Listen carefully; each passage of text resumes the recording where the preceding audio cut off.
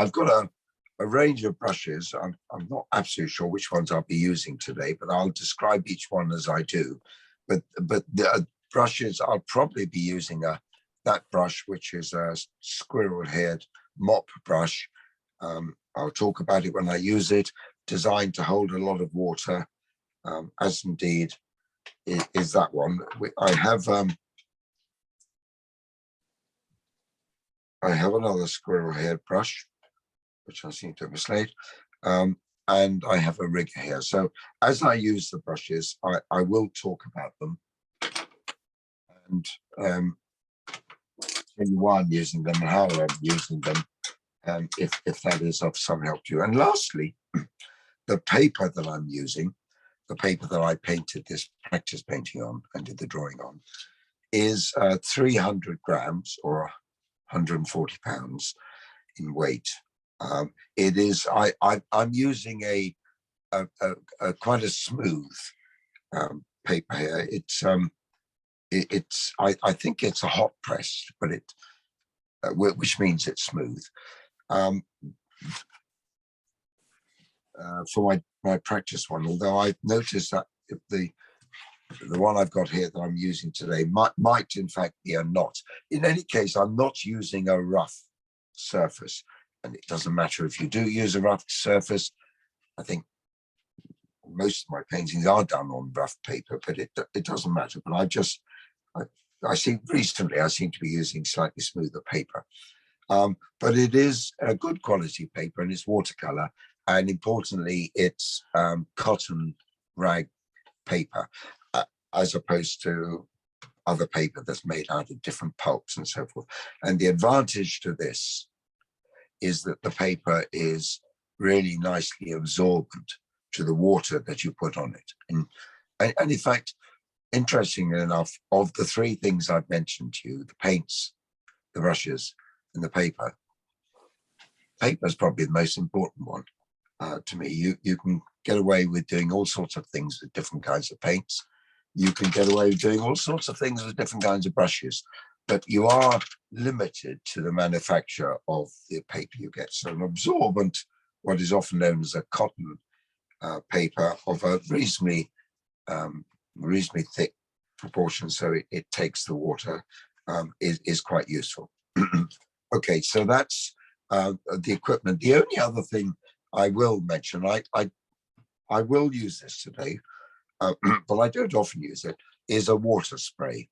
Yeah, if you haven't got it, doesn't matter. I'll suggest other ways of achieving much the same sort of effect. But this sprays on a fine mist of water, and I'm pretty sure that I might be using that at some stage in this painting. So, again, one more thing before I start going into the subject itself, if I could talk about the process that I'll be following, the process by which I'm tutoring this and trying to make it as helpful and as simple to you as possible, is that I will break down what is quite a complicated subject, which is this. I'm going to talk about the subject in a moment, into 4 stages, the painting into 4 stages. And I will paint each stage. I would like you, if you can, to paint along with me as soon as you feel confidence enough to get going. And at the end of each stage, I will pause for some time to allow people to catch up and ask you all, are you ready to move on? And we'll move on when we think that that's right to do so. So 4 stages from start to finish. That is me having broken up the teaching process into 4 steps. Right. May I talk about the subject, and then we're going to get going on this one. I did ask if you do your drawing beforehand, and I've done a lot of my drawing here, but I'm asking you to look at the source photograph here. I took this photograph over 20 years ago in London when I was at the Courtauld Gallery, which is housed right next to a very wonderful classical building called Somerset House. I think at that stage, this was this, I looked out of a window and I saw this scene.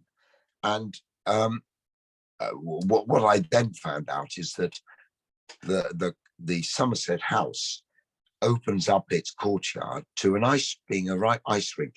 And over the years, this has become a really popular thing in London. And so much so that a lot of people reckon that when it opens up is the official start of Christmas for them. But I immediately, when I saw that, what came to mind was the paintings. I've just got one little printout here of Ellis Lowry and all his little stick figures, and in rather sort of somber mood here, but the wonderful paintings, very naive in many ways, but enormously atmospheric. And the atmosphere of this was one of joy, really. And so often in Lowry, it's really sort of dire people making their way to work and so forth. But it was just the way that the figures were blocking out the light area, particularly where the ice was, and that was my first thought.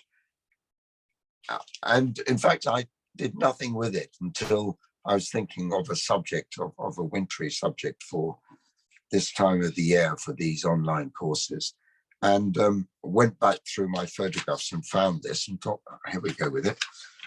Now, I think the first thing I have to say, it looks rather complicated, but it doesn't have to be. So we'll simplify it as much as possible. In fact, I imagine that the most complicated bit of this, that the way I've done it, is the drawing, which I have got here ready to go. In fact, I'm going to do some more. And the painting is probably less complicated than the drawing. But this is for the lady I was talking to earlier, who is not sure whether she's going to be able to time to do the drawing during this live session anyway. It could be that you can simplify it down, and I stepped out of the house to pick up a Christmas card I was sent yesterday, which is this one. The artist was called Bill Jacklin, and it's people were wheeling around on the ice here. And the reason I'm showing you this is that if you just wanted to deal with the figures or some smaller aspect of it, and I'm talking composition here now. If you wanted to do that, and here in this painting, it's as if he has just taken a small section out of the larger picture, and that might be something that you might be interested in. We're interested in whoever you are. Okay, let's move on. I've drawn this with a 4B pencil, a soft pencil, which I still keep sharpened. And I have to say that this is not quite the way I normally paint. So I had to do a bit of scratching of the head to work out how I was going to do this. What I did, and I did mention this by way of advice on Lois's notes, I started off by, in fact, the very first thing I did was I made a decision where I wanted that line, the back of the ice rink, in other words, where the buildings in the background come down to the ice rink. And then I thought about how I want to, that was the very first thing I did. I already knew that I was going to simplify down the composition. I'll talk about that in a moment. And in fact, I ended up doing a drawing where I hadn't simplified the composition, but I'll explain what's happened. So that line I found quite useful. And the first thing I did was to draw in these buildings. You can draw them in as accurately or not as you like, but my intention is that when I come to paint them, that I'm just going to indicate that there is a building there. So I've drawn it to that degree just to help me do that. The second thing I did was I put the foreground, this monument statue here. I really don't know what it is. I think it's someone sitting on a lion. I put that in because that dominates the foreground. And then I made a few marks of where some of the railings are, just to try and bring the whole thing. And then the next thing I did is I just wanted to get an idea. I know that my figures are going to get smaller as they go away. They come in all shapes and sizes, of course, with children and adults and so forth. So I drew in a few in the foreground here, figures here, just to get the size. I'll talk about drawing the figures in a moment. And I then drew in some in the distance here on the rails that are at the other side of the ice rink. So I've got my larger figures here, my smaller figures here. And then I started to put some figures in here where they're getting a little bit smaller as they go away. But rather like L.S. Lowry painting, you don't get too worried about that. I mean, in fact, whatever your drawing ability is, Lowry's drawing looks pretty dreadful there in terms of pure academic drawing. He was just more interested in getting lots and lots of figures, which are obviously figure shapes into his paintings. And indeed, that's what I'm interested in doing.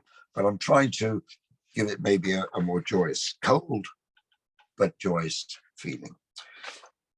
And I think before I go on and do some more drawing, the last thing I'm going to say is that having done this drawing, which wasn't very dissimilar to my practice painting when I drew that, having done that, I thought, no, I think I'm going to simplify it a bit more still. So I'm going to take out and take out one or two things. And I decided that in the practice picture, they've got some tents here. Well, I thought I'd get rid of those. So I'll just blank those off here. Get rid of that, leaving room for my statue in the front. And then I'll bring the top down a bit, something like that. In fact, the painting that I gave Lois and she's put out is much more like this than my original. And then I'm going to do it something like that. So I hope you can see that I've taken out the shoulders here and brought it down. And I think that will make it an easier painting for today. And in fact, what I'll do now, having done that drawing, I'm going to put a pencil line where roughly it's going to be. It's going to be something like that. And I'll leave this down here, and it's going to come something like that. Something like that. Yeah, and in fact, I'll take it a little further to the left. By the time we got paint on it and everything, these lines won't matter. Let's just bring it over here a little bit more. I just want a little bit of space to the left of where the statue is. Right, that kind of simplifies things and makes things a bit easier. So if you've done your drawing beforehand, you've based it on what I gave as a practice painting, you will have done it roughly like that. But if you decide that you want to concentrate on just one area or leave out certain aspects of it, that's entirely up to you. In fact, that really makes for very interesting viewing when you send your photographs in, because I see all sorts of interpretations of the same subject.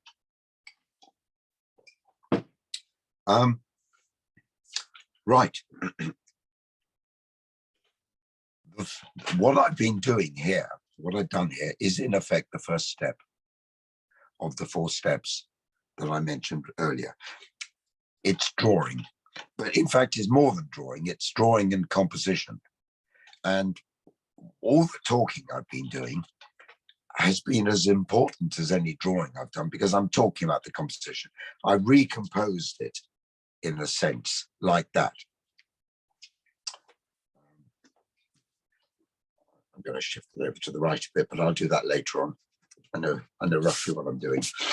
And I've just deciding where that line's going to be was an important part to me. It's rather like a sort of backdrop to a stage. That was an important part to me to get the composition. I brought that, well, originally I brought it just below halfway. Now it's above halfway.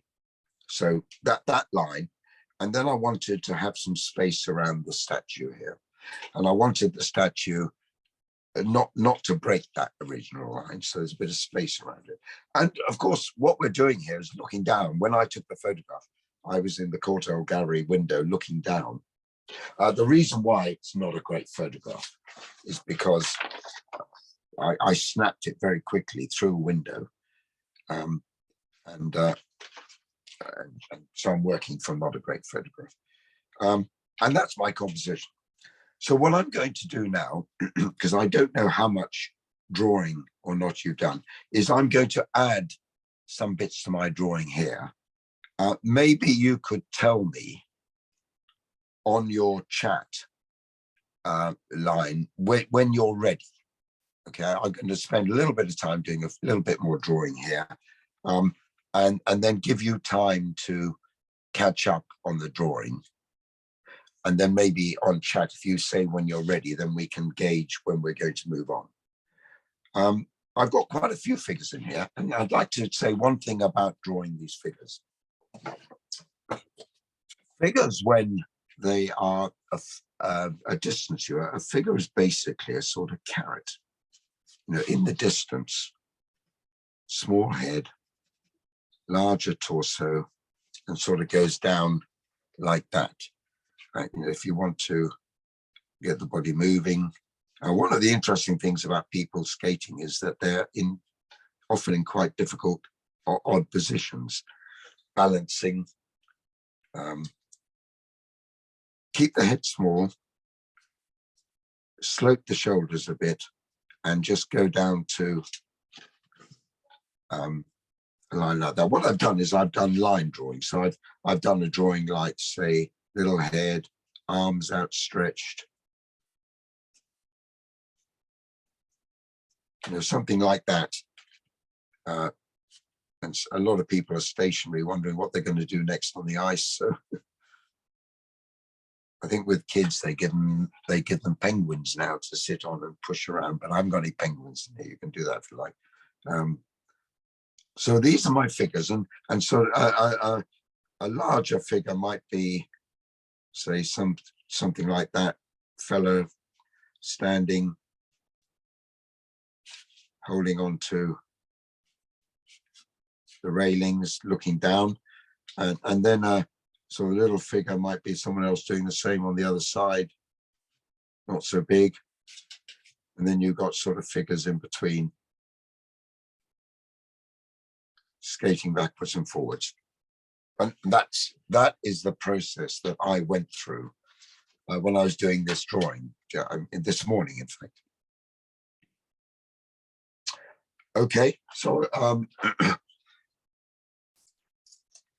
some of you, if you are completely done with your drawing, that's fine, but others who may want to just modify their drawings or add or whatever, because of things that I've said, I'm just going to spend a little bit of time on the drawing before we move on to the second stage of the painting. I think a last thing I'll say is that I think you probably spend more time drawing this than you do painting it, if you've done it the way I've done it anyway. So we've got time in our 2 to 3 hours to devote to the drawing. Okay, so I'll just go ahead and do the drawings. I got quite confused with all the railings, but we'll make these work at some stage. Let's put a couple more people in the background.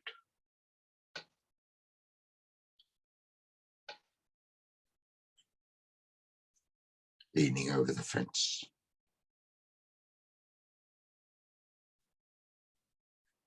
Keep the head small. That's a big thing with drawing figures. All right. So have a few more people down this side, maybe. Great.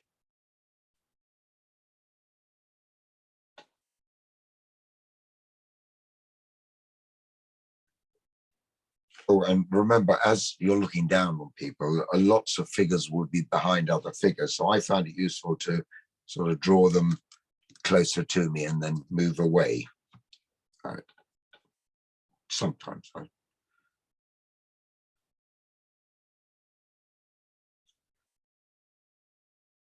And you'll find that if you want to add more figures as the painting develops, we can do that. It's not a problem. I'll put a few more figures over here.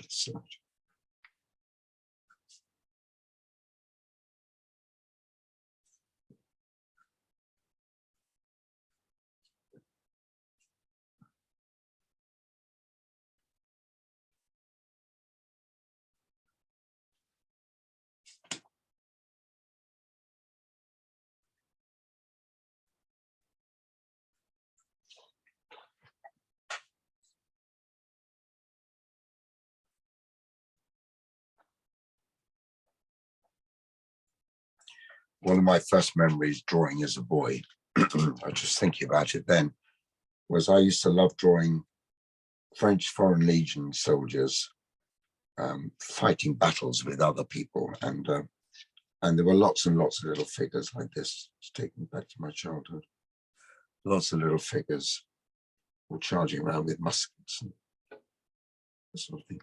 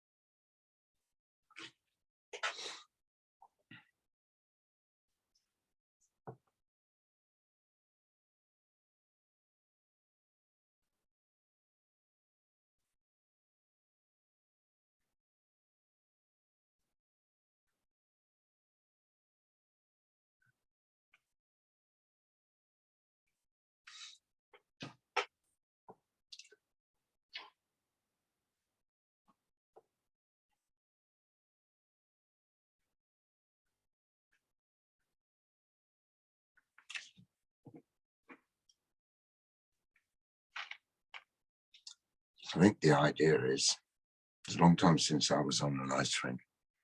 When you get on, you kind of all go around one way. I suppose if some people go around the other way, that's when they all start knocking into each other. I'm not quite sure which way around these people are going here. Maybe anti-clockwise.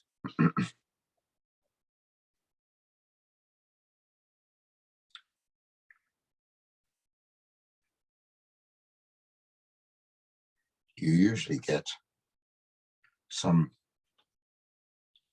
figures who are sort of wearing yellow vests and controlling and looking after the flow of people. So I'll throw in a few yellow vests when that time comes.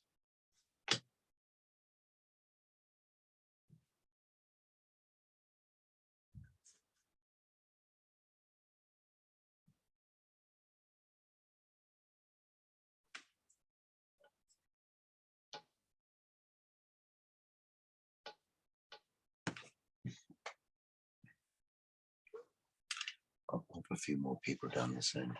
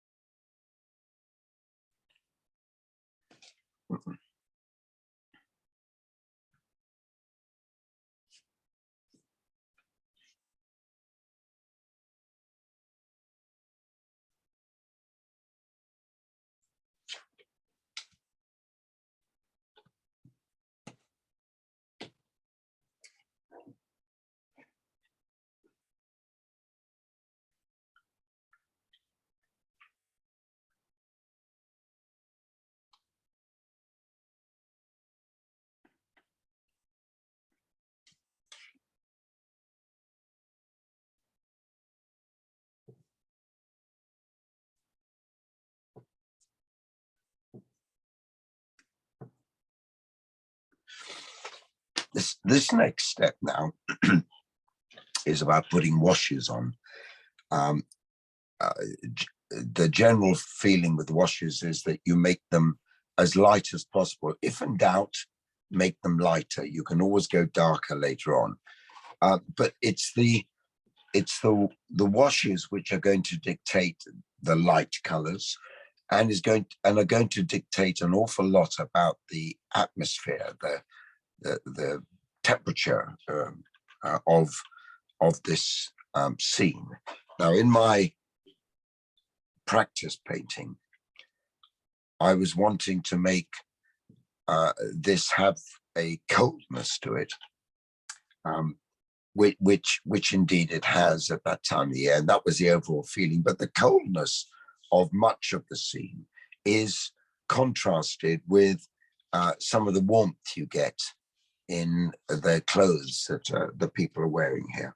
And also compared with this photograph, which I've said was a fairly rough old photograph, I would like to add a little bit more light into the warmth into the coldness.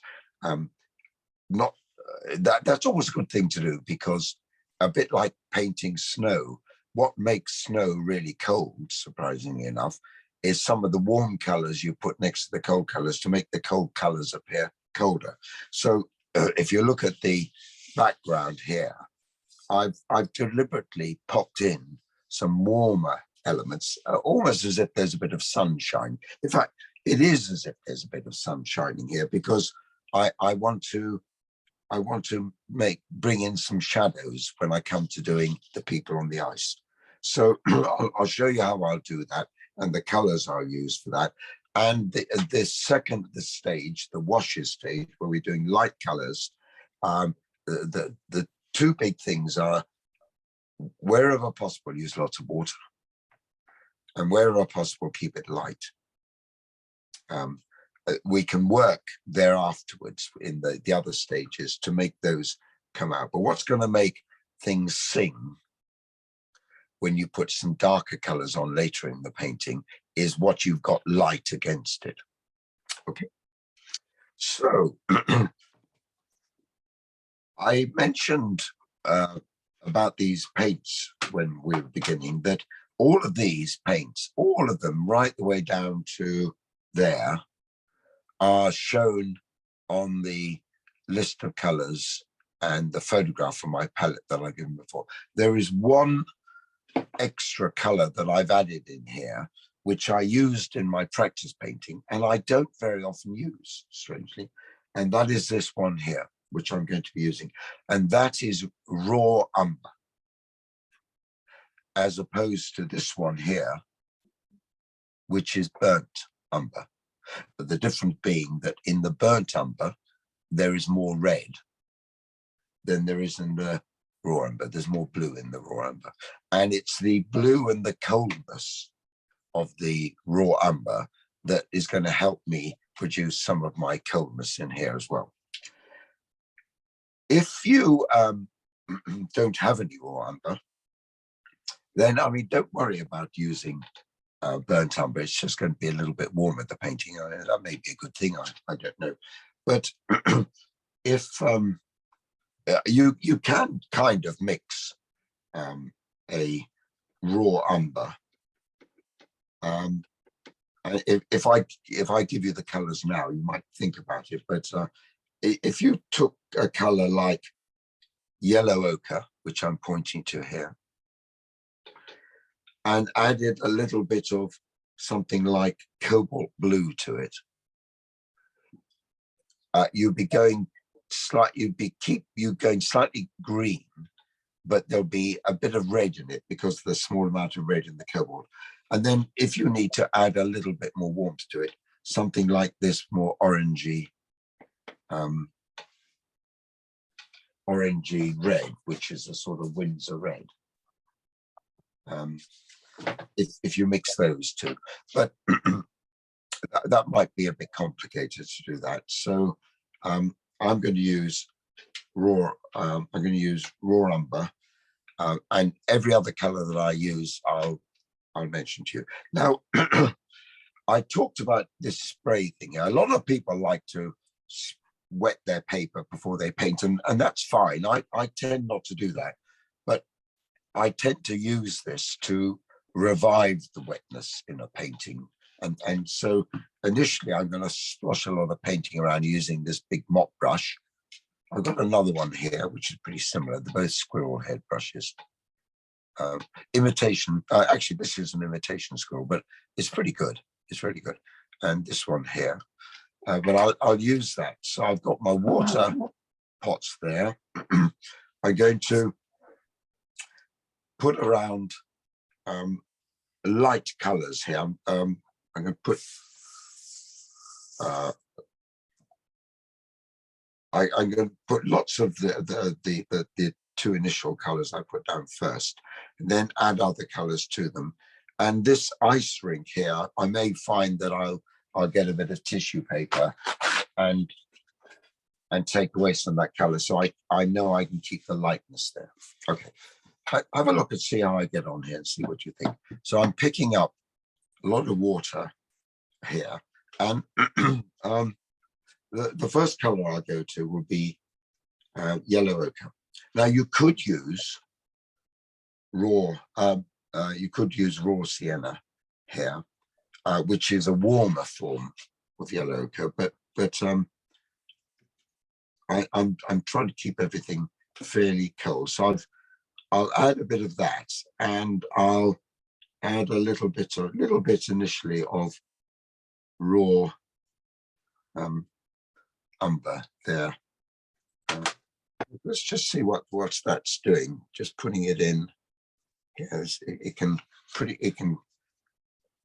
take it around a lot of this area. I'll paint over these lines in case I end up changing my ideas about the composition. So I'm using a lot of water in my brush here, spreading it around.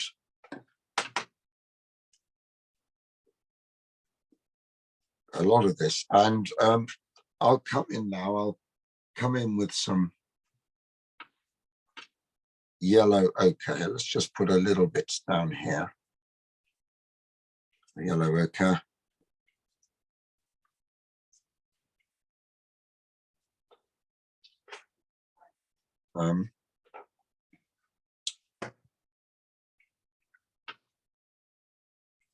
What I'm probably going to do later on, when this is dry, I'm going to wet it and put maybe something cooler over this. But let's just make this a bit stronger for a bit just down here. Yellow ochre and a couple of strong bits here. So I've just used yellow ochre. Let's just pick up a little bit of this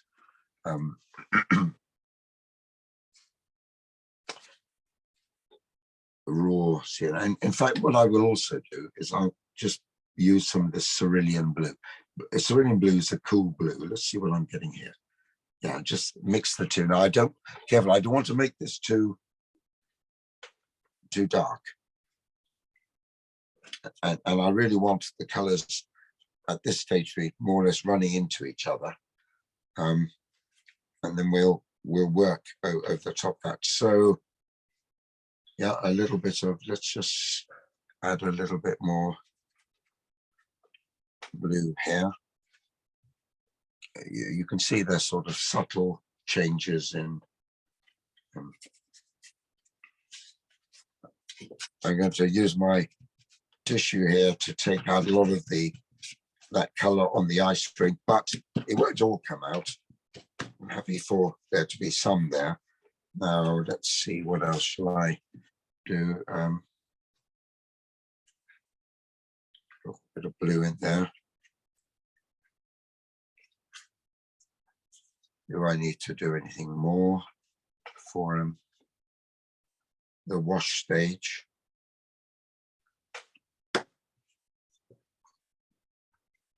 And if there are patches of paper that are left unwashed, well, that painted, that doesn't really matter. Let's bring a little bit of, and because my paper is now very wet, the colors are just moving themselves around here a little bit. It's I think I'll add, you know, I talked about there being light coming in here. If I pick up a little bit of that red, and yeah, that's right. I'm just going to pop a little bit of red in one or two places, so that I've got some warmth underneath it, just as if there is some light coming through onto the scene. Let's a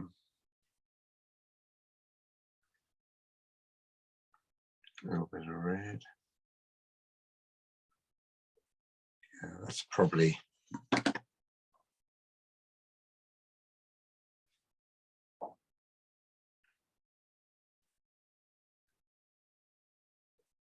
okay. Now everyone will paint this in very differently, and that, of course, the great thing about looking at everyone's paintings is that they all interpret things in different ways. But I've generally tried to put in something that's cool there. I've added a little bit of blue in some places, cerulean, to make it even cooler, and then I brought in some warm things with even a little bit of red with my yellow ochre here. Because in fact, when this is dry, I'm going to be putting something over the top of it, and I want some of that warmth to come through. And now we get to the third stage where we're going to put more colors in. Now, if I can refer you back to my practice painting, compared with the relative architectural detail I put in here, I suspect I did something pretty similar when I drew this, but I don't want that to dominate the picture. I want the very first thing that you see to be the ice rink in this. This is a stage backdrop, if you like. In fact, it looks a bit like that, doesn't it? And so I want to put this in with fairly minimal amount of detail, despite the detail that might or might not have been drawn on here. And I want to put it in fairly softly. So that means I'm going to be quite selective in where I put my colors. I'm going to be using water quite a bit to soften the colors as well. So what I'll do with that is I'm going to work on this backdrop of buildings here first, and then move down here a little later on. But I want to get this back to being wet again. This is where I'm reviving, if you like, the dampness of this area here, because it's the wetness I want just to move the colors around a little bit. If you don't have one of these, or if you don't have one and you want to do what I'm doing, then just picking up a lot of clean water and putting it on. And if it's too flooded with water, You can always say get a bit of kitchen towel or something and just take it off like that, so that there is water. It's softened. It's gone into the paper, but it's not swimming as such. I might even do that depending on how successful or not I am with spraying this. So I'm going to spray that, and yeah, and I'll talk about the colors I'll use as I do that. Here we go. So not a terribly fine art, this spraying business. Just if you hold your picture up, you get an idea of where the water is. Okay. And another brush. I'm going to use a mop brush, but a smaller mop brush. Same squirrel hair and all that sort of stuff. And what I want to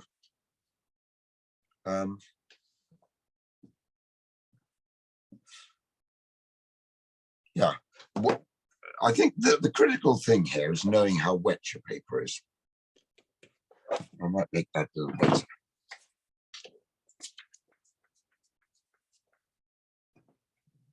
If you make it too wet and you start painting and it's just going more over everywhere than you want it to, it doesn't matter. You can just give it a moment to dry off.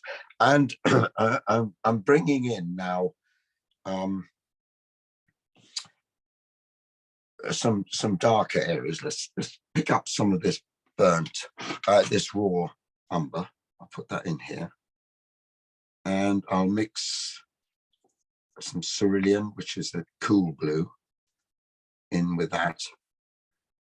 Now, what am I getting if I I might refer back to this just to help me do this rather than refer to my painting. So we've got I'll add a little bit more blue to that. We've got some areas here that and I'm very happy for paint to flood its way around a little bit. That's just fine for me. So let's have a look at what's going on here. A little bit of some of these recesses here.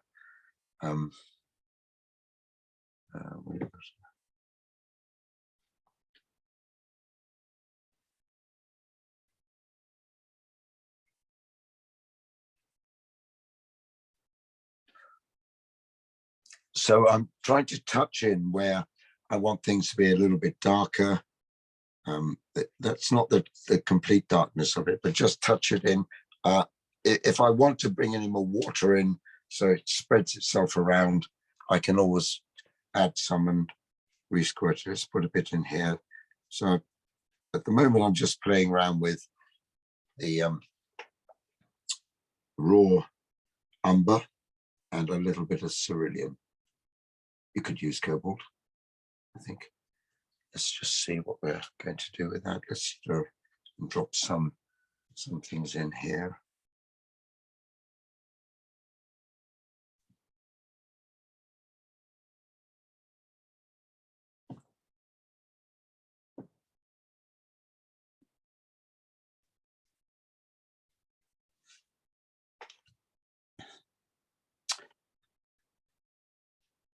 So if you get the idea of how I'm working here, I'm looking initially at some of the darkest areas. I can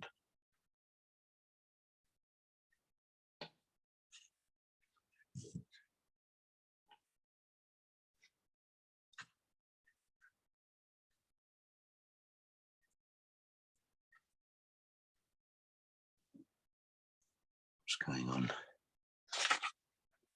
So I'm looking backwards and forwards at the source photograph here, just to give me some ideas where I'm going to go with this. If in doubt, just leave it out. You can always come back and do something later. You make it darker or add a few little details later if you want to.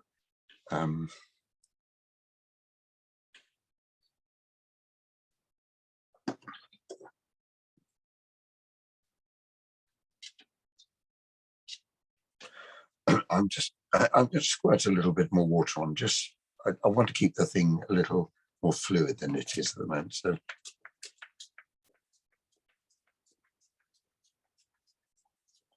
all right, let's see how we go with that.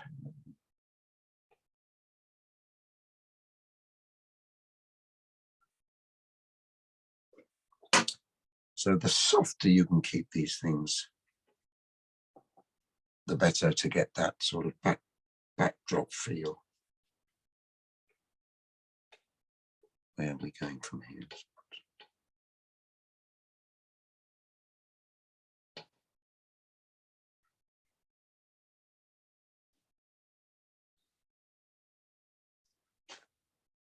When I was drawing this, I was quite interested in how asymmetrical some of the designs were. I expected it all to be exactly the same. You look at it and you think it is all exactly the same, but I was surprised it wasn't. What's going on down here?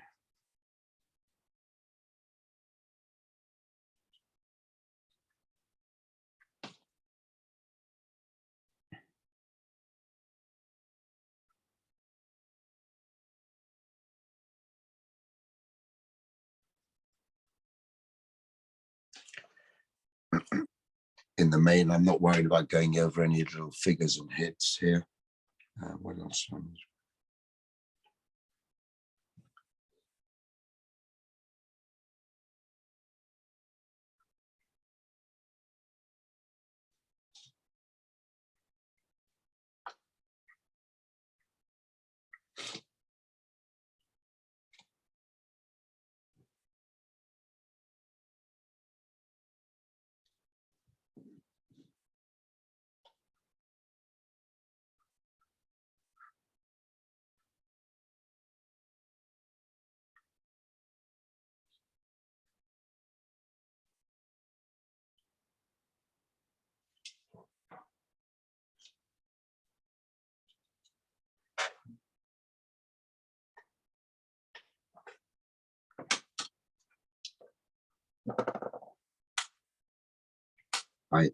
I'm going to put in a few little details. I've gone to my rigger brush here.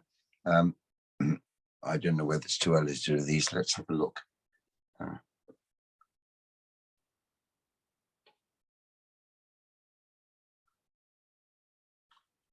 Some indications of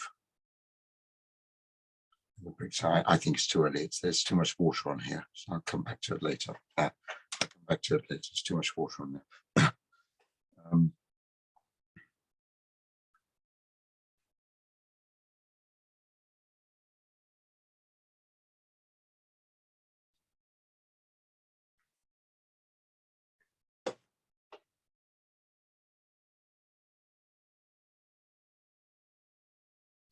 So far, I've been playing around with these two colors that I've mentioned to you, raw umber and cerulean, some sort of the cooler blue.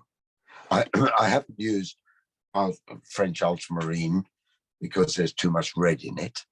And I haven't used burnt umber because there's too much red in that. I'm just trying to keep the things as much as cool as I can, really. Let's take what happens here.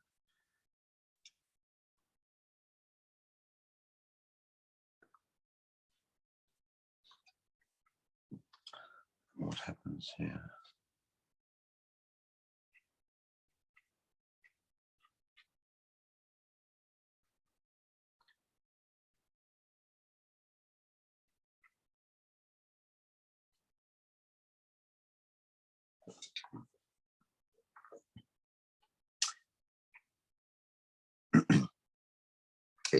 I'll probably be coming back to this a little later on, maybe in the last stage to add any other little marks, but in the main, I want to keep it as simple as possible. Now, I've got a railing that people are leaning on. I talked about it earlier here, and I think what I'll do is I'll take my brush. I'm trying to leave a little bit of the railing, if I can do that, just a little bit showing here. in places, a couple of uprights, and go over the people, not too worried about that.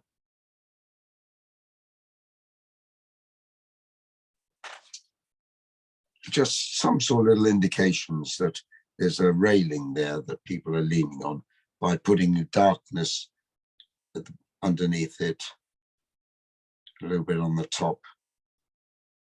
There's a lot of water down here, so it's flooding itself a bit. Let's just, yeah. I think the railings in the foreground are going to be a little more dominant, but I'm hopefully I'll indicate them a little bit. Let's just mix more blue into my umber and just add some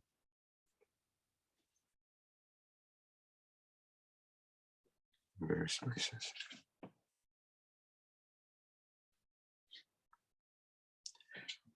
I always say with watercolor that less is more. So the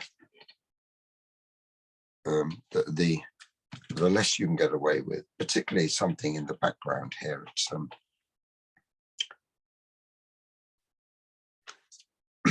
and whilst it's a little bit wet, I'm just standing back and taking a look at it as I'm looking at my source photograph. And there's some bits which are in the recesses under the arches and everything, which are looking much darker. So whilst things are wet here, I think I'll just make a slightly stronger solution of the two colors I've been talking about. And I'll, drop it in one or two places.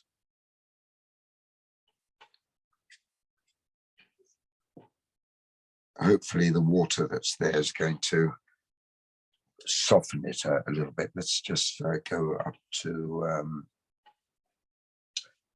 one of these, drop it there maybe.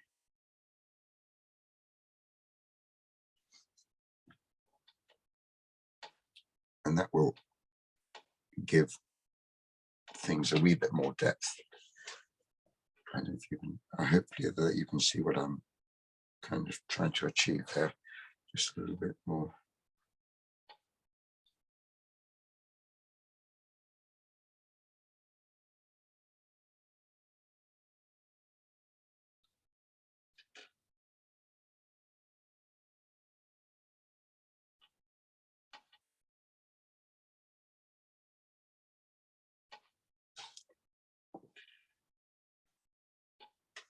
Where else should I put that?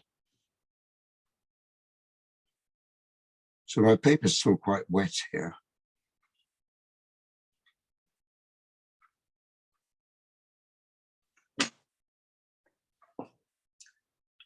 And resist the urge to try and make it too detailed. So a little bit there.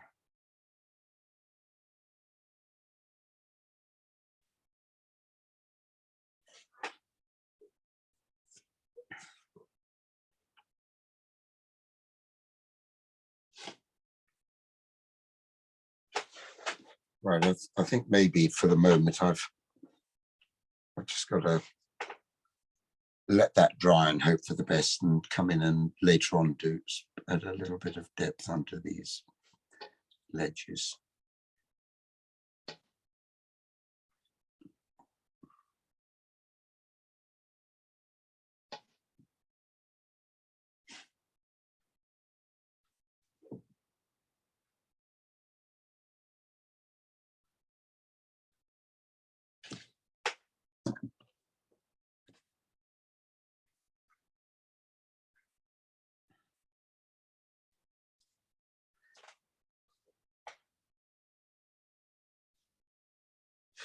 Okay, I think I'll leave it there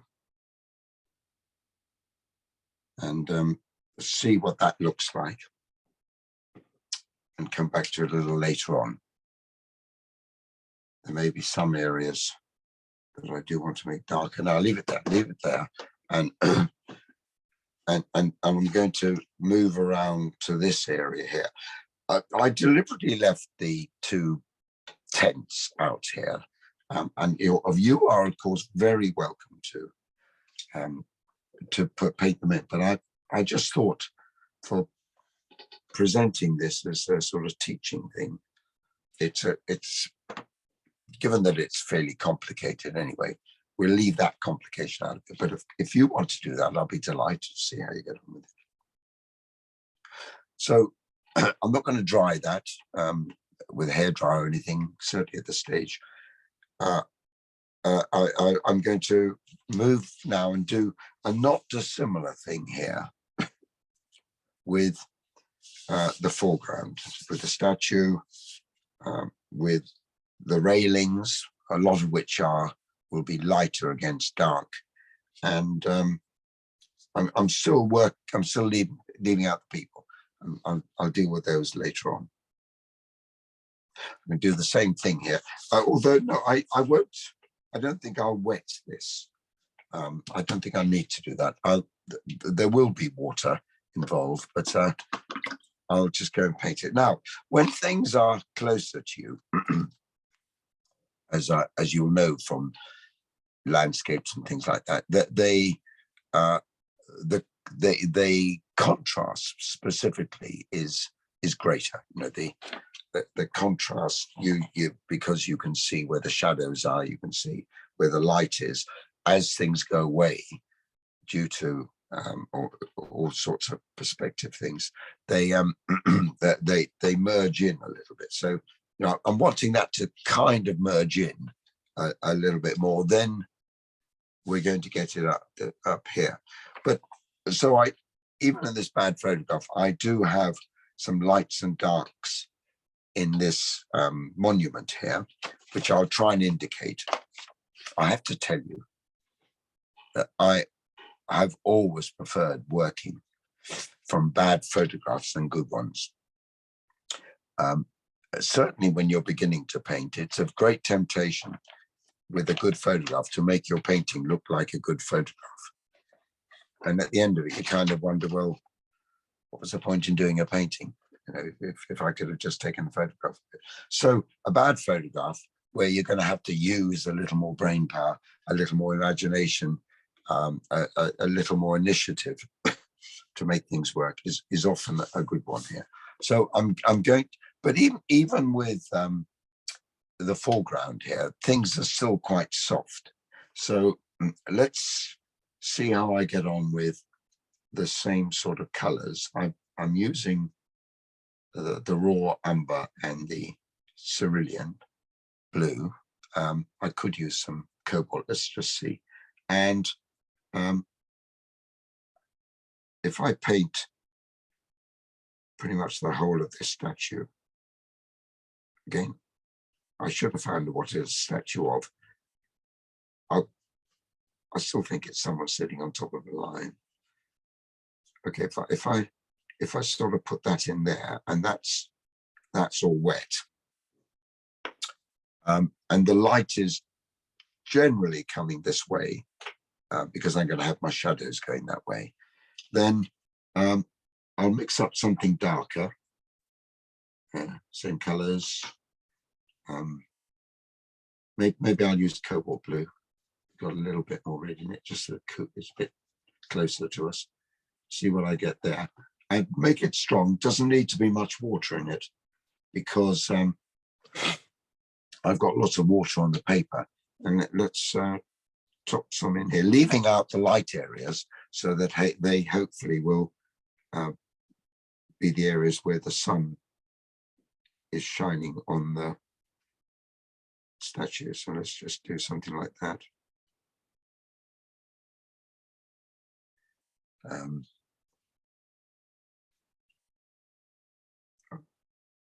I think those are paws.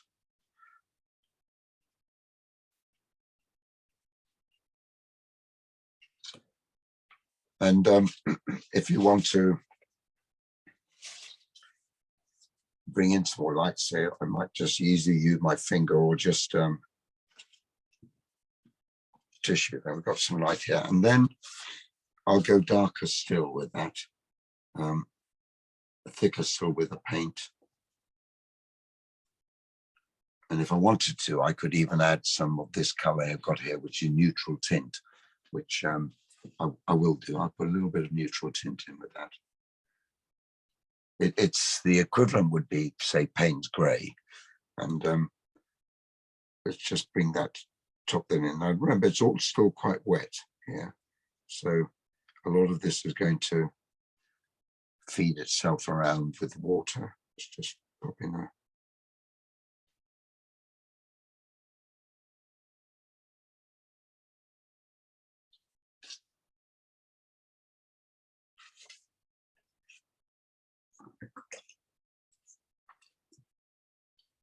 all right, I'm going to soften some of those lights and darks a bit here, just with a clean brush. All right, let's see how that goes. And then this this bit of the monument here is got you've got some shadows in it. So I think I'll just make that slightly bluer. Go back and add some blue to that and see. Again, there's light on certain aspects of it, over to the right particularly.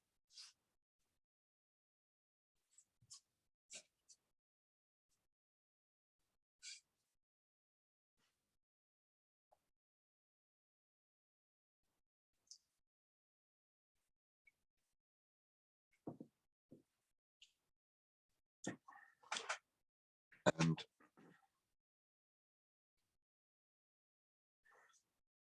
I need to decide when I'm going to bring in some darker. It's wet at the moment. Always conscious of how much water you've got on your paper. I will go back to this dark mixture, and if I put it on now, is it too soon? Let's have a look. Let's take a strong shadow, which is maybe here.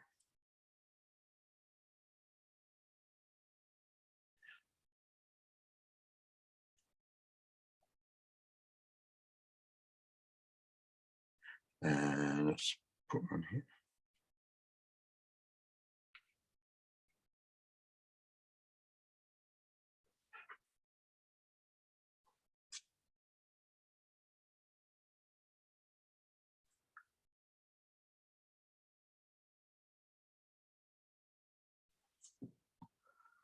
Just trying to give a suggestion that this is a monument of some kind.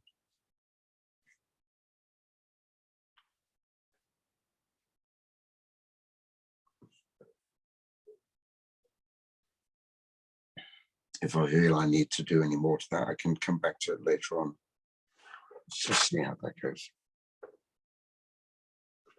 I might make this all a bit darker later, but I'll come back to it. And then now I'm working around here, pretty much working around the figures still. So let's put in. We've been very economical with our colors so far. We've just used raw umber, cerulean blue, maybe a little bit of cobalt, a little bit of neutral tint up there, just to darken it a little bit here. So this area has got, there's some sort of a well down there. I don't know what it is, but it allows a lot of the what do you call this, fencing to show against it. So let's start off with some sort of dark smudgy color from this, and we can add to it a little later on. So what I'm hoping is that with a lot of this sort of fairly standard cool colors we're putting in here, by the time we come to add little spots of color on the figures, that they're going to stand out a bit, and that's the plan anyway. So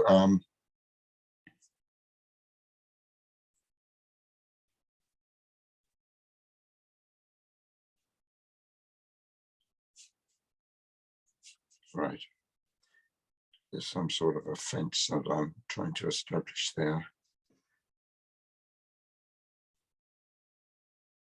It doesn't have to be exactly right, but just so that there's an indication of it.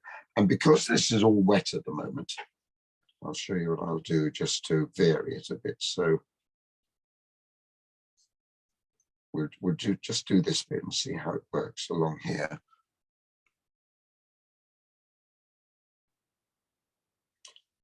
And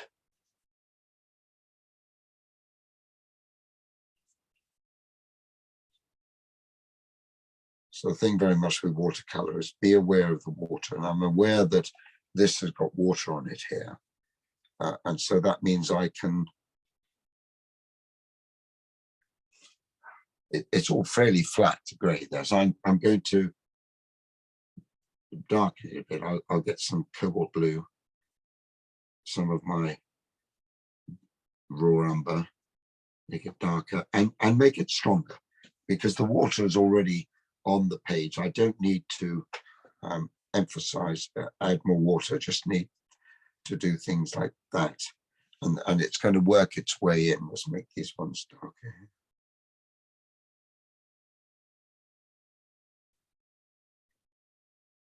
You don't have to do any of this sort of thinking if you do oil painting.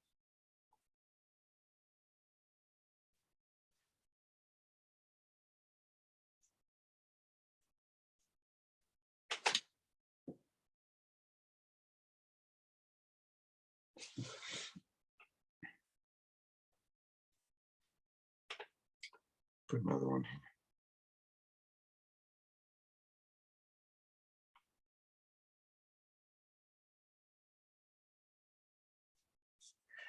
Okay, hopefully we've got some sort of indication that there's a railing there.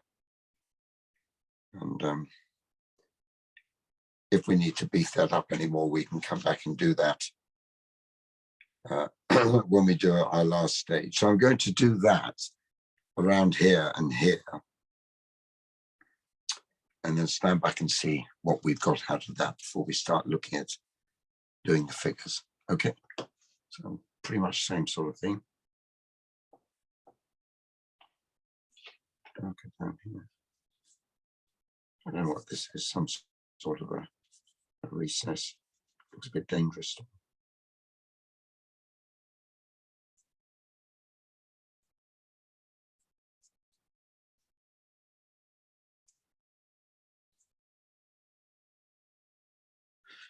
That bit of the painting's not probably going to be taken off when I recompose it.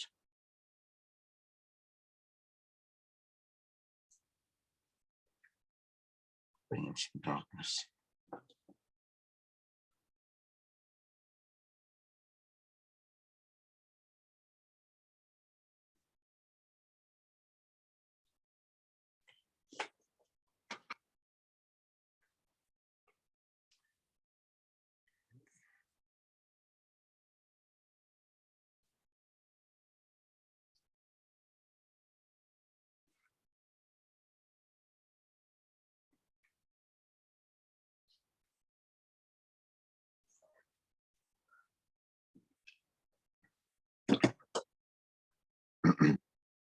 And this area of the ground, how should I treat that? I want some of the warmth to come through here. Let's pick up a much lighter version of that and just put some of it around. I don't quite know what I'm going to do with that.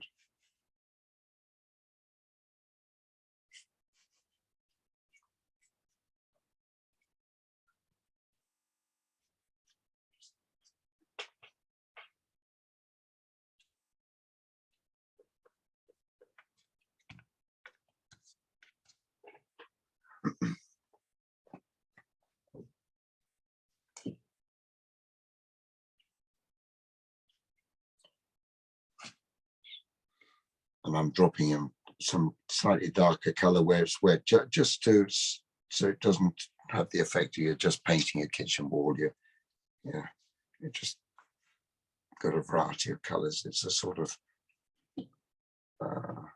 a ground area, so you don't need to worry too much. There we go.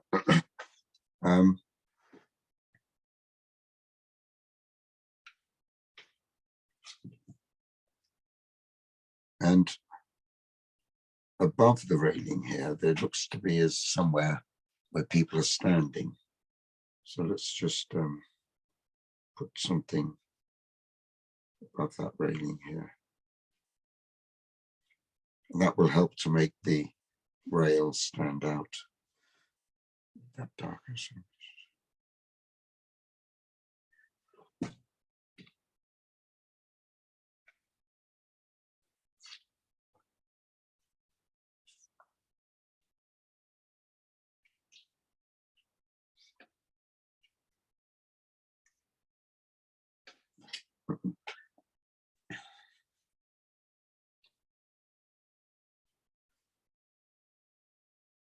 As much as I can seem to get my head around what all the railings are doing.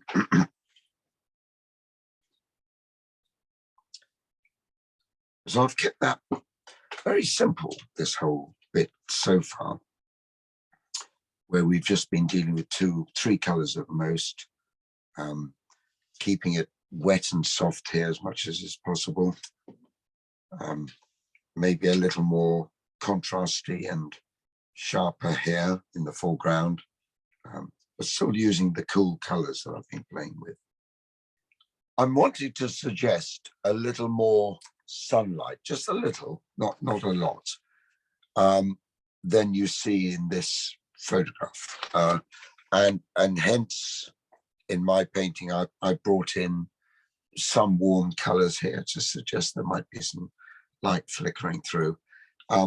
And I would like to put some shadows here. You can see shadows even on a photograph like this. So, they don't want to be dramatic, harsh shadows you get in a desert or scene or something like that. There's still a softness about them, but trying to keep the whole overall atmosphere of the coldness and the light and a little bit of vibrancy with the sun as well. Now, if you look at these pictures on the source picture photograph, and of course, this is where the comparison came to mind with Lowry. They are, because they're against the ice and the way he's painted this, they are essentially dark against the light. And so we just need to be aware of that, that in order to show someone's head, whether they've got a hat on or haven't got a hat on, and their shoulders and their legs, they're going to need to be darker in places. And what I would like to do is here just introduce a little bit of color. It might be very selective, just to help to give the thing a little bit more vibrancy as well.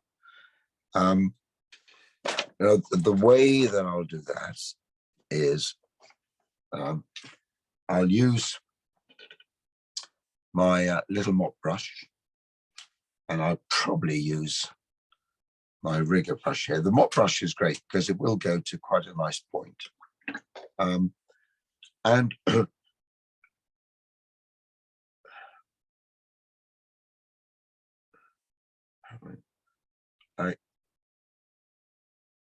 I think what I'll do is I'll bring in, let's just deal with a sort of load of figures here. I'll bring in some colors, which may well then get covered over with some darker colors later, but I'll have a mixture of colors, and I'll paint that. If I do a couple of figures here, and I'll show you how I'll do that and see how you get on with that. So I'm not going to be using these colors so much now. I may come back to it. Probably will for the shadows a little bit, but I'm now looking at just bring in some colors here. So let's just take some sort of pinky colors here, and if I put like a pinky color there, and we'll just do a few and then see how you want to get on with it, knowing that they are going to need to be darker and I'll just do a few here so that you get the idea of how I'm working on that. And now they are wet. So if I say with this person here, if I go for a darker color, let's I pick up some ultramarine blue for this. Could be cobalt, but let's see. So that's the blue it's got a little bit of red in it. And then I'll mix, what happens if I mix some of this color with it? Okay, and I drop that there in the head. It's color spreading out, and I bring a little bit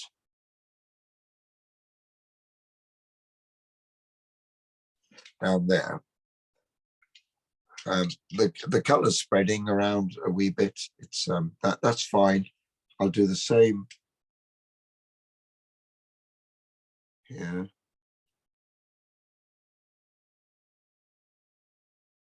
Looking at the photograph, an awful lot of people wear dark clothes, but and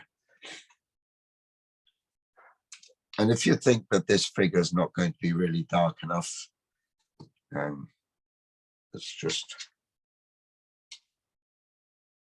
darken it a little bit, maybe both of them. And so it's to suggest you've got there is a sort of silhouette to the figure because it's against a light background.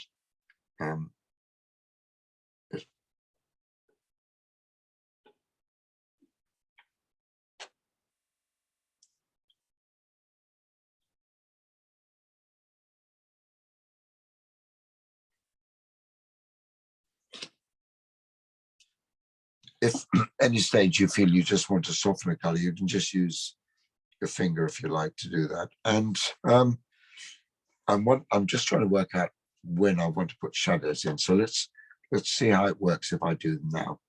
And I'll go back to my original color, but make the shadow a bit bluer. So that's raw umber and cerulean.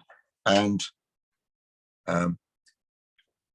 let's see, I can sort of run that a little bit into the legs there. Now, I don't know whether that's going to be soft enough. Just a suggestion of a shadow.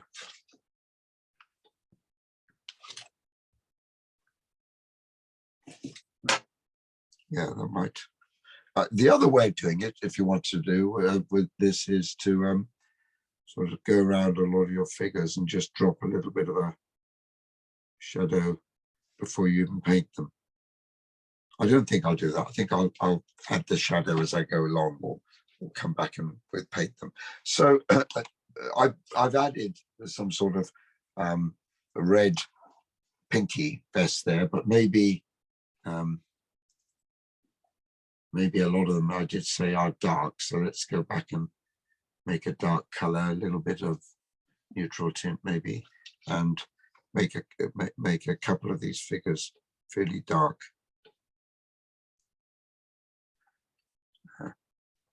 A little fairly dark figures like that. So if you could see the way I was painting, I was really just touching a little bit of color in. If you got too much paint in your brush, sort of sweep some of it off on the side like that, and move around. See, I'm doing it the other way around here, so it doesn't really matter. Let's give that person a yellow top.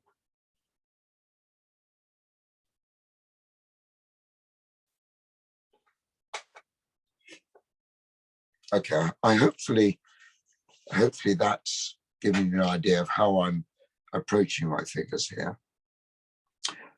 Not trying to make anything too absolutely detailed, unless that's how your painting is working out, and touching them in. The critical thing is that they are in part silhouetted against the white background. So you could always come and make them a bit darker if you want to do so.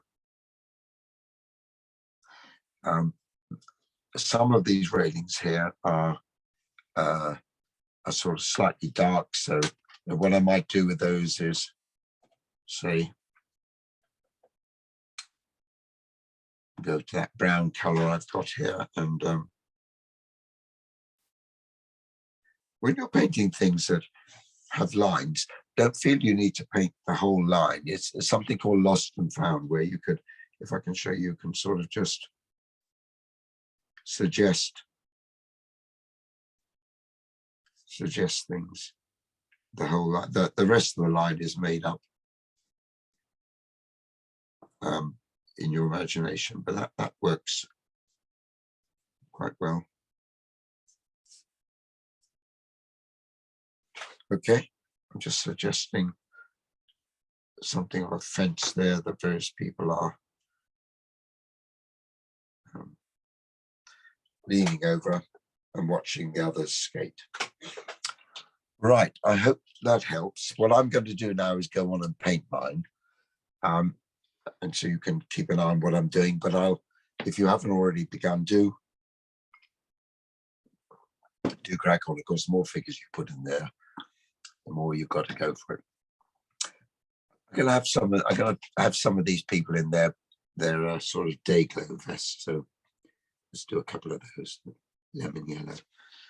This guy looks like he's a bit officious. Put him in there. A bit more yellow, and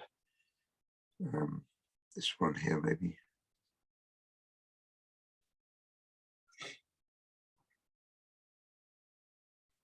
Yeah, how about him?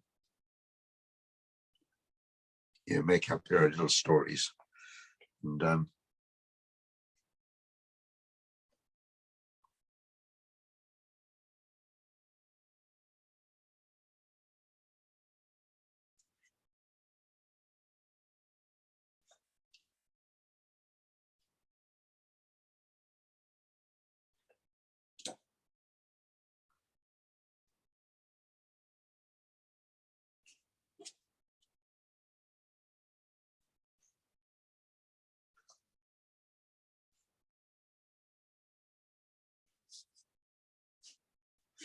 there's a lot to do, so we better get on with it.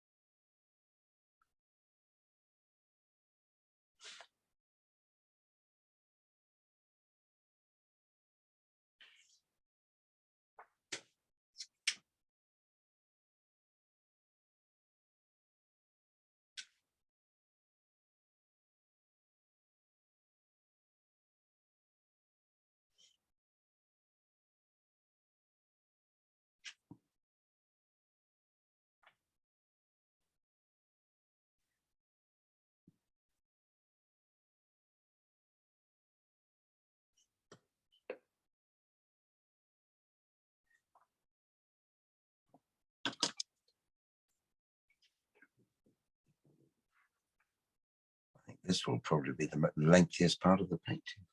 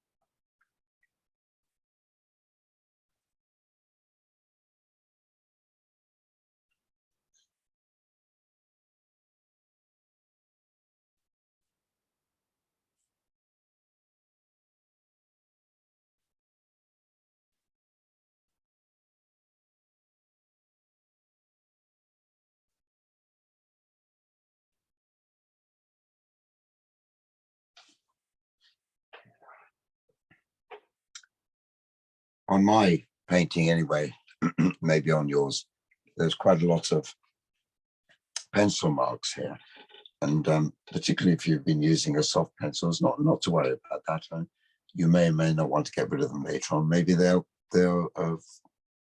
form a part of the of your painting. Not to worry.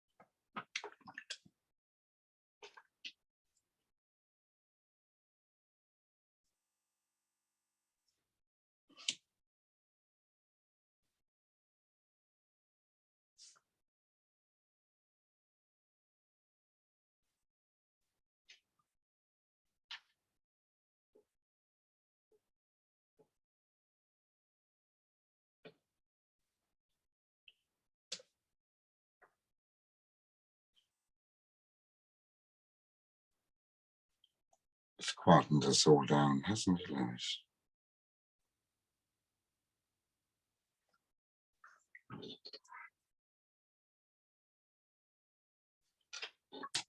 I don't think I've done one of these that's been so quiet. All these figures.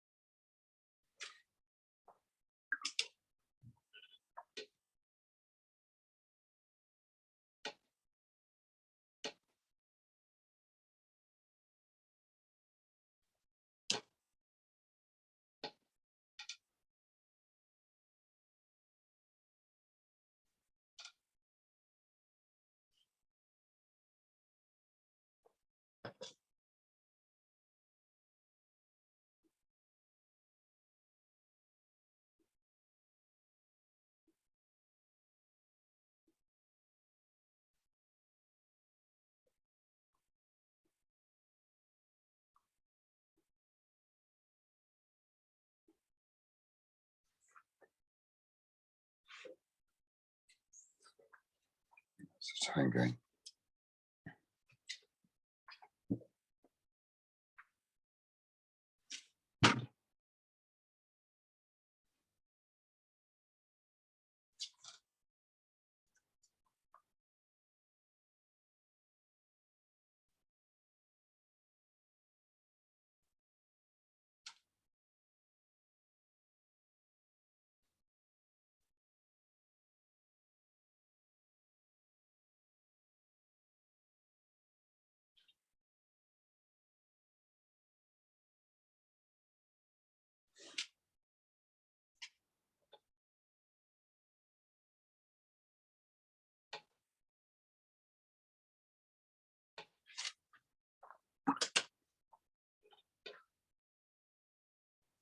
I'm going to do that in a moment, but what I think I'll do, just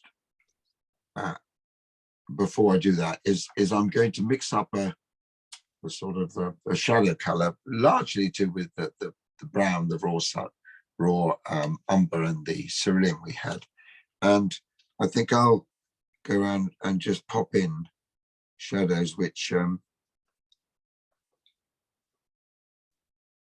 we can just little shadows here which we can attach our figures to later on. You don't have to do this, you can do your figures and do the shadows, but I'm just going to do this because give me a feel for the light. And when I've done this, I think a bit of time to do it. If someone's got their leg up in the air, of course, they don't have a shadow really from their leg, just be.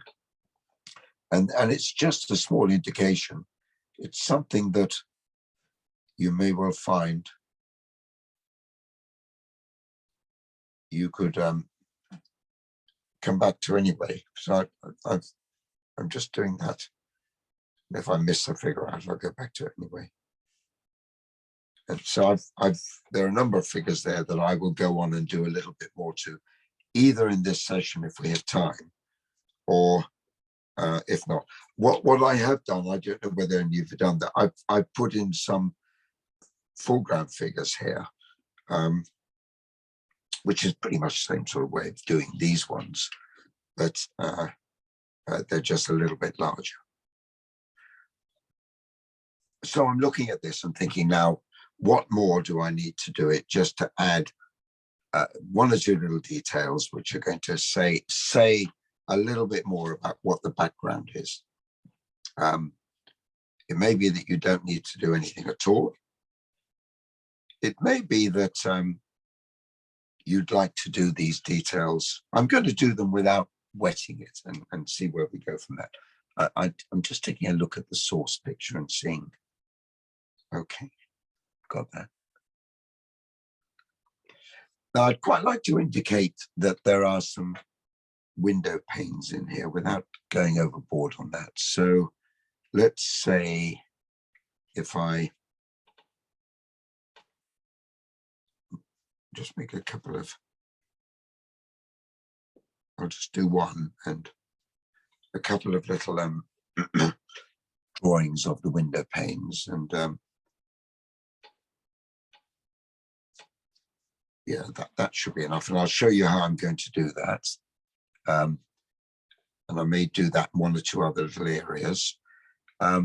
If I feel I need to put a slightly deeper, darker shadow in somewhere, a recess of some kind, I'll do that.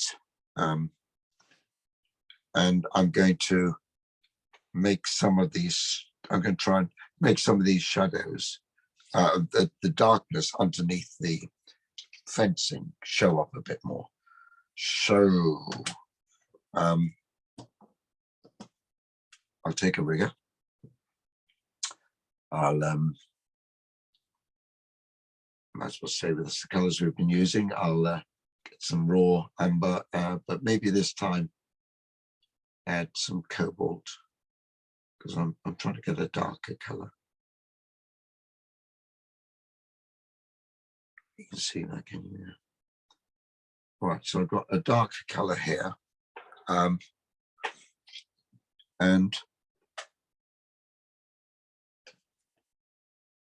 if I want some little accents, I'll put them in here.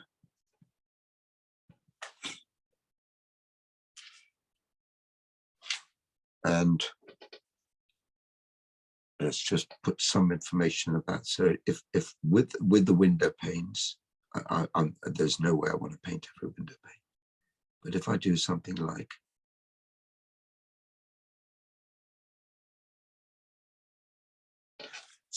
that, you see, it's just suggesting that there's a window pane here. We can, if you want to draw it in with pencil first, it might help. Just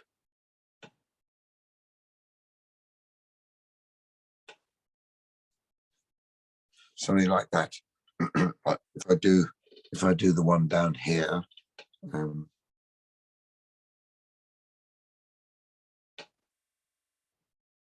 the less you do, the more it'll be a background thing, just suggesting one or two little suggestions like that.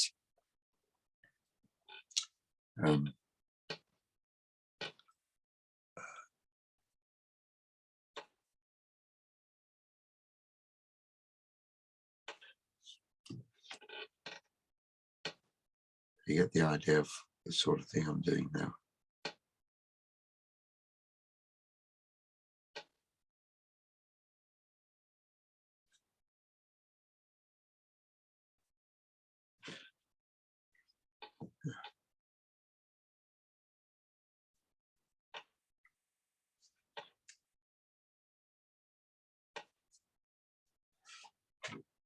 Few little marks here and there, just to give it a little more depth, maybe. I'm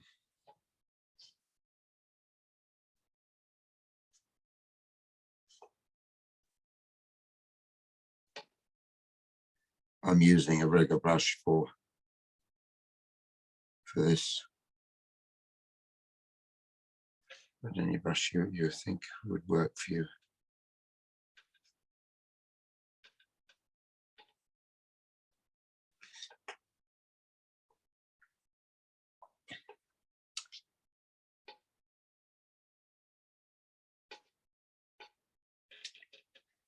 There's a sort of open door there, which is quite nice. Adds something a bit different to the shapes that are back here at the moment. It's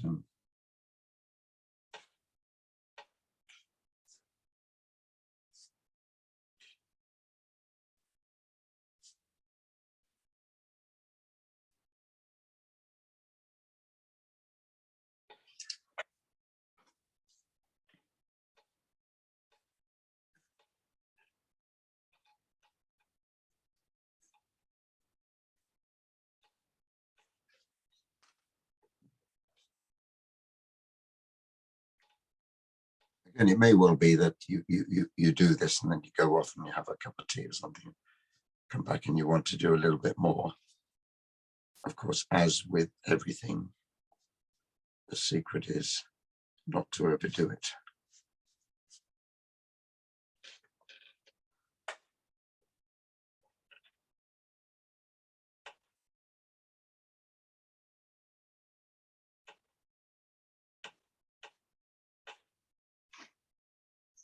Okay.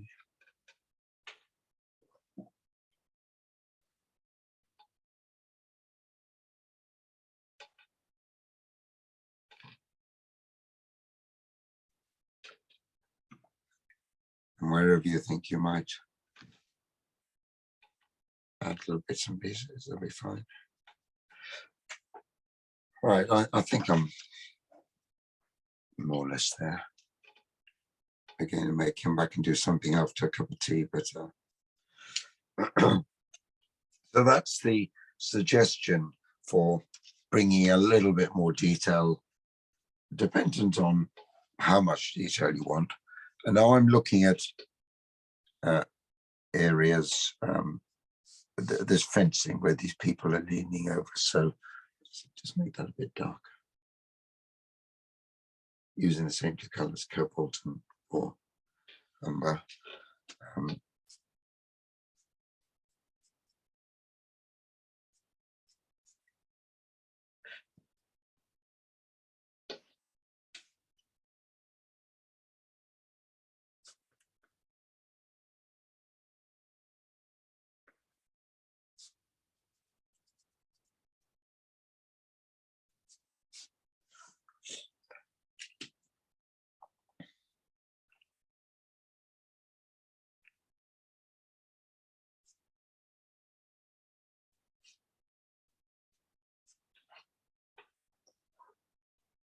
I just felt that I could make the fencing stand out a bit more.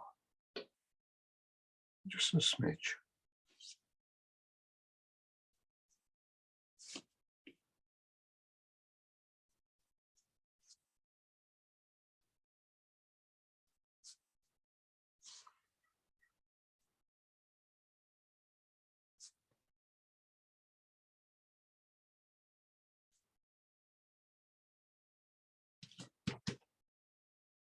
Yeah.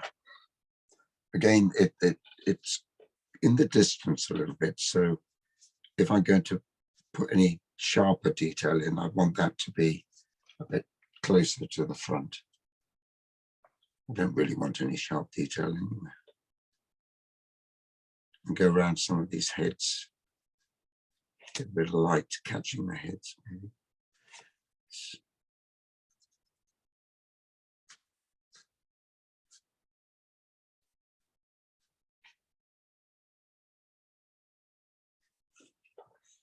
I think that's sufficient to show that there's some kind of a hedge there.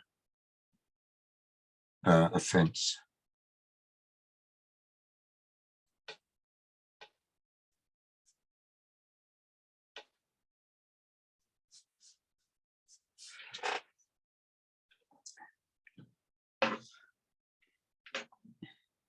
I'll pop in one or two much darker bits and just let them.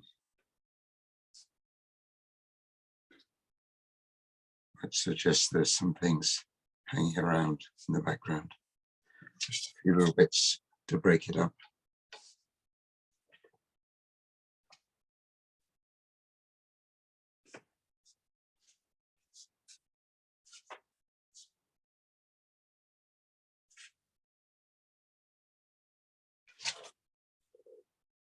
Okay.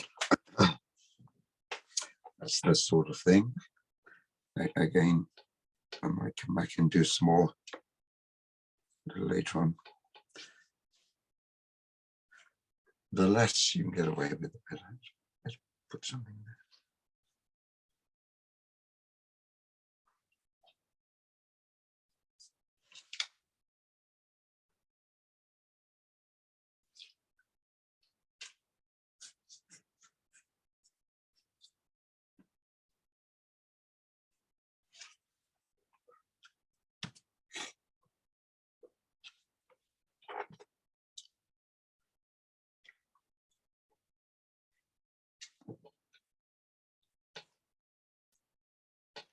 Sometimes well, you go away and have a cup of tea and have a look at it, or maybe ask someone to have a look at it or something like that. And also, another good way of being objective about assessing your painting, I find, is to actually photograph it and then look at your photograph, because that kind of sort of simplifies what you got there. And that often helps you to get an idea of whether things are working for you or not.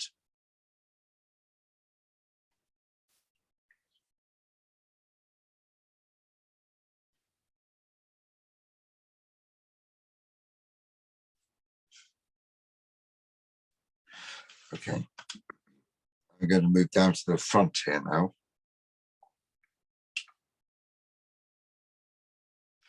The light is, what light there is coming from the top right a little bit this way, hence these shadows. So it might be an idea, I'll do that now, to go back to your raw umber and cerulean blue type of shadow. I just wonder whether it might be an idea to, at this end of the painting, just, if they're going to work, just bring,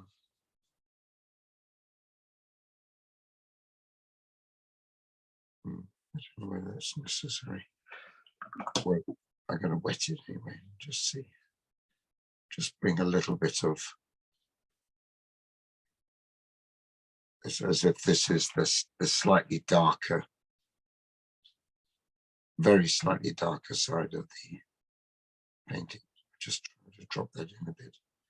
You could do this later on when you've done your figures, or just something like that to break it up. Is that too much? I don't know. It will dry lighter. Yeah, let's just leave that. Yeah, come back to that. So I'm going to come to this area at the front. I did wonder whether I needed to make my statue a little darker, and I think what I'll do is I'll bring a darker color and sweep it over most of it. So I'll use the raw umber, cerulean blue. Do I need to make that darker? A little bit darker. Oops, probably too dark. All right. I've already got some variation in tones in here, so see if this is going to satisfy me.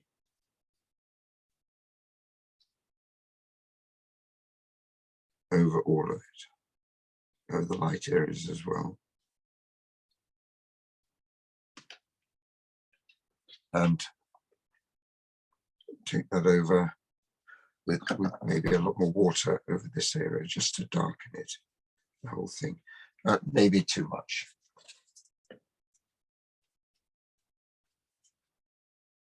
Something like that. Yeah, we'll see. We'll see. And now in here, what more do I need to do? I think I'll bring something a bit darker above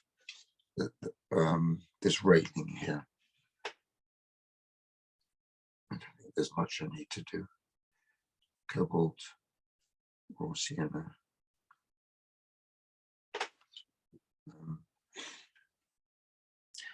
And these people are standing.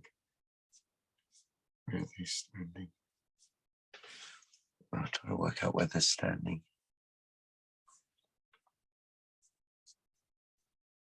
Just above.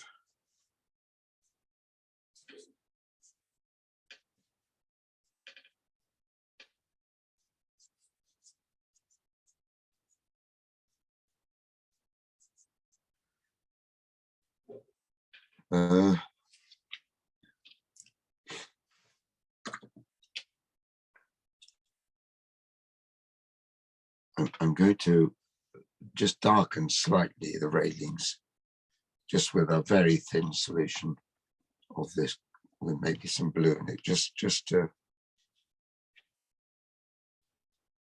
so it's not, they don't stand out too much, but they do stand out a bit.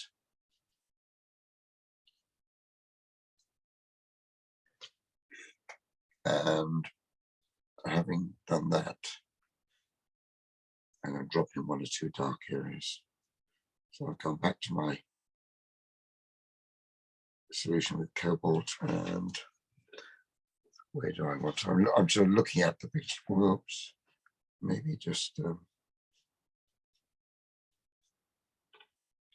something.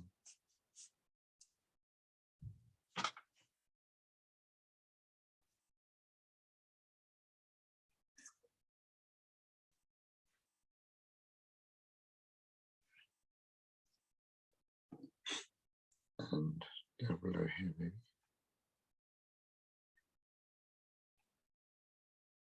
It's in a sense, it's quite a simple painting, this.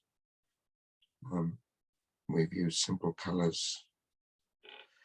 It just looks very busy and confusing. I'd like to just bring that pediment forward a little bit. So Let's just go to that dark and pop it in here.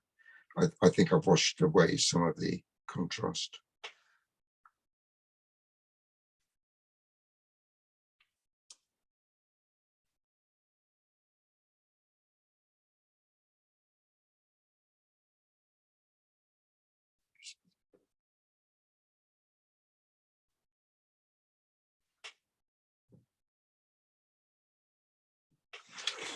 Just a little bit more.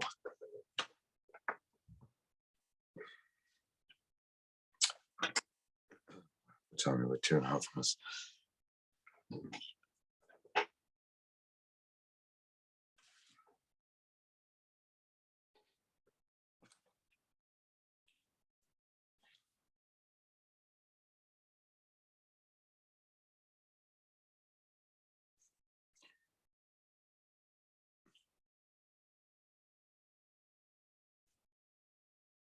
Your little mark on the fence.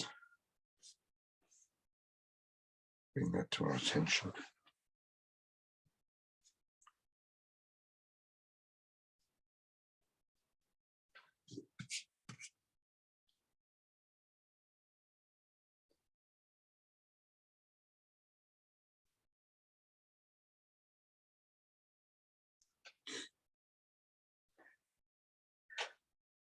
I don't want to do any more to the foreground. I don't want to do any more to the background.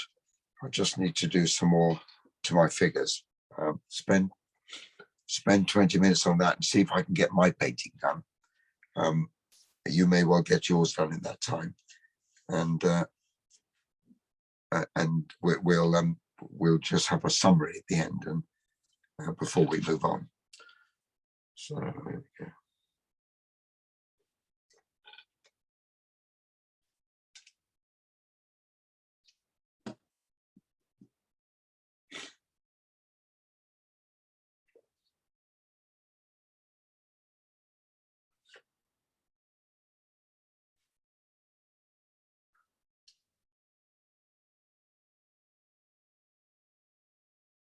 There are no figures in my next painting, Lois. In the boats, in the sunrise. Well, they've had lots of practice. Yeah. Probably be a sigh of relief.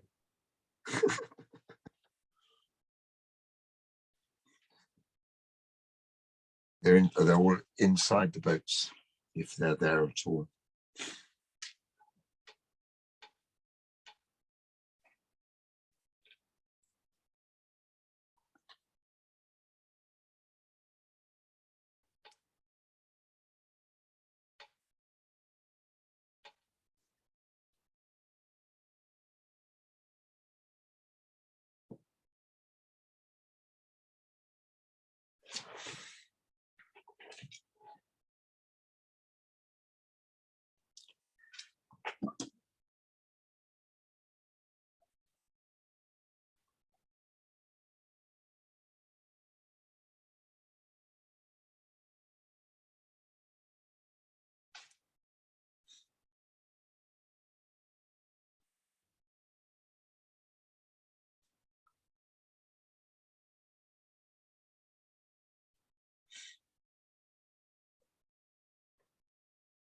So I'm going back, but I'm doing my figures in pretty much exactly the same way as we talked about them earlier.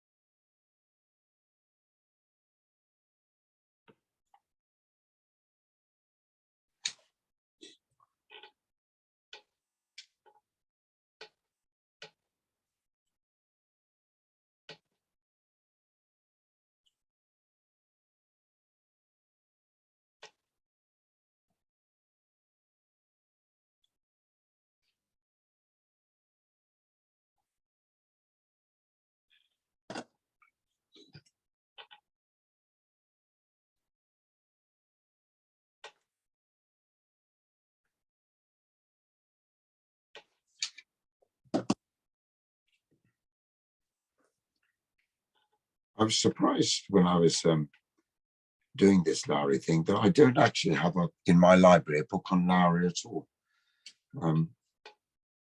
There's the picture, this one that I showed, I got off the internet. Some pictures. I don't have a book on it. I don't have a book specifically on him anyway.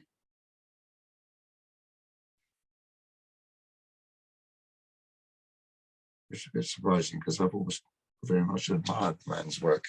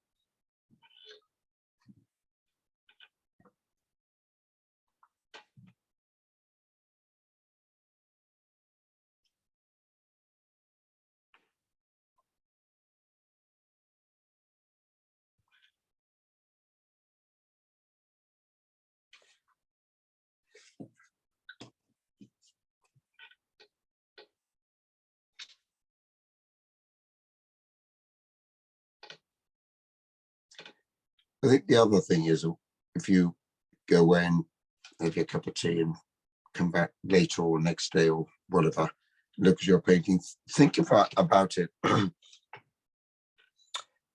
how you think it works in terms of its composition, how it, I haven't used this word before, but it's such a useful word to be aware of in the visual arts, how it balances.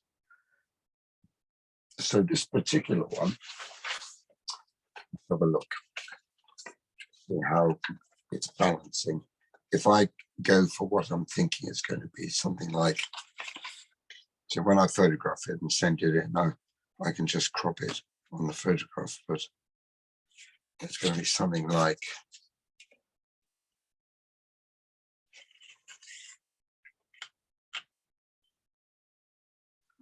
looking at how it balances. And the first thing is, do you feel it works for you as the view that we were talking about? Do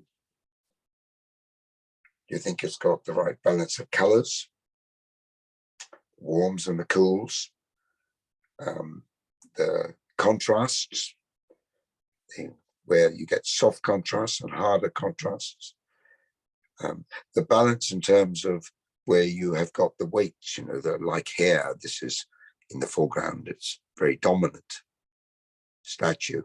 And I spoke earlier about how I felt maybe I was balancing it off a little bit with what's going on here. And are these sorts of things, and it is so difficult to be self-critical, particularly when you've invested so much time and effort into making the painting work. But you've got to kind of look at it as if someone walks by and does that, snaps their fingers, and that's the time scale that they look at your painting. It's either going to work for them in that fraction of a second, or it's not. From my feeling is that it's really important that the rather like the Lowry painting, that these figures stand out against the white of the ice rink, and that they are being supported by what happens in the background and what happens in the foreground. Do you think that works? And these are questions that you ask yourself every time you do a painting, and it's useful to go away and come back and look at it as afresh as if it were somebody else as possible. Not easy to do that. Lewis, I'd like to just do 10 more minutes on this and then summarize. It's fine. On that one, give me a time to see if I can finish mine. Right, some figures there. Okay.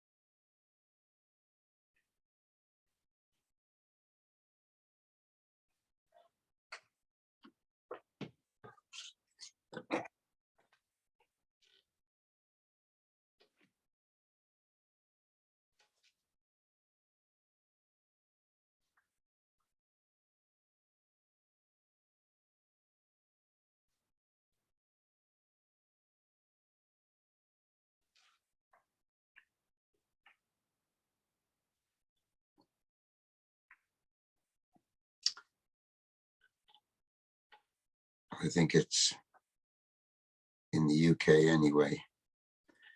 It's tea time. For Todd, who got up early this morning in California, probably something a little bit more substantial. But it's nice to see you from that part of the world, Todd.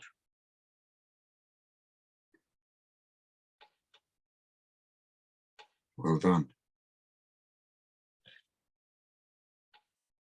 Because when you look at it, you find something else you left out, but maybe that's fine.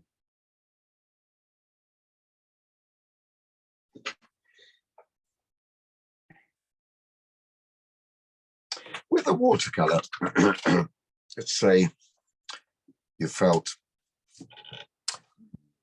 you look at it again, you think, oh, it's not really cold enough or blue enough or something like that. You know how on the computer you can just sort of play around with the colors a little bit, even very simply you can play around and bring a sort of increase the blue or something. Well, you can do that with watercolors. Wait for them to dry helps if you do that. And it might be that, let's say, I'll show you. I won't do it on here, but I'll show you what I have in mind. It might be that you feel that this ice could do with being a little bit colder, and therefore, I'll do it here so you can probably see it better. And therefore, and this is the great thing about using translucent watercolors. You could do this sort of thing, and it might be that. Let's get some clean water.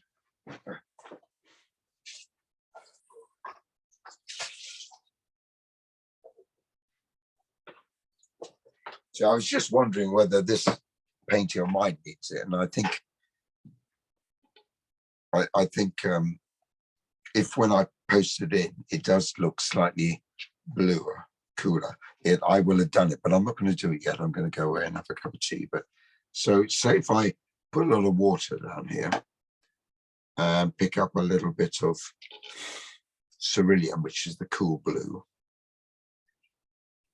I have a lot of water. It's just like that. I don't want it to be much stronger than that. And you might mix up a whole lot of this. And then over your painting, let's take this as a scrap. You might just sort of do that real quickly.